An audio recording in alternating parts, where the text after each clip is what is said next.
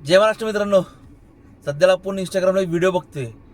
Customer लोक video काढतात आणि असं म्हणतात की ओला उबर रॅपिडो हे लोक वापरतात, पण ह्यांना फेअर पाहिजे मीटरनी.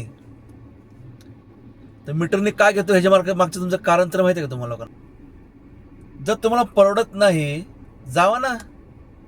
PMT आहे, सरकारने दिलेल्या गोष्टी आहेत, सरकारी सुविधा भरपूर आहे. जिथं कॅब आणि रिक्षा जात नाही ना, तिथं PMT जातात आजकाल. जावा.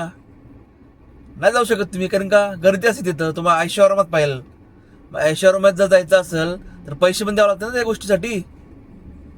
मस्तपैकी तुम्ही लोक व्हिडिओ काढताय, सांगताय पुण्यात काहीतरी नवीन सुरू आहे आजकाल, बुकिंग घ्यायचं ओला उबेर रॅपिडोनी आणि पैसे घ्यायचे मीटरनी. त्यामागचं कारण तर बघा ना तुम्ही, का घेताय आम्ही.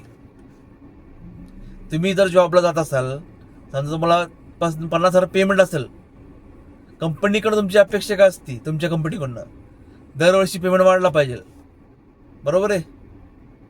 नाही वाढला तुम्ही काय करता? कंपनी सोडता दुसरीकडे जाता, किंवा ज्या कंपनीत तुम्ही राहता ती तुमची दरवर्षी काही ना काहीतरी पेमेंट वाढतो ना. 50 60 होतो, 65 होतो, 10 का 20% काहीतरी हाईक असती.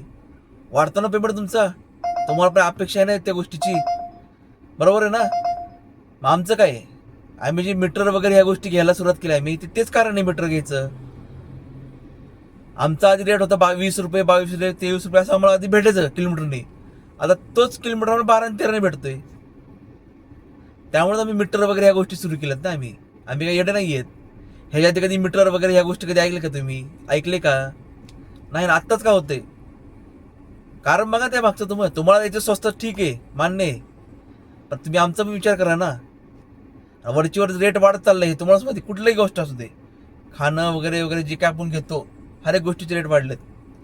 हे जे रेट कमी होत चाललेत, म्हणजे 1-2 रुपये रेट कमी झालं तर ठीक आहे. आधी 20 रुपये 22 रुपये किलोमीटर आम्हाला भेटायची, 11 12 13 भेटतात. मग आम्ही काय करणार? त्यासाठी मीटर सुरू केलं आम्ही. मीटर पहिलं व्हिडिओ टाकणं बंद करा. नसं परवडत ना, PMT जिंदाबाद.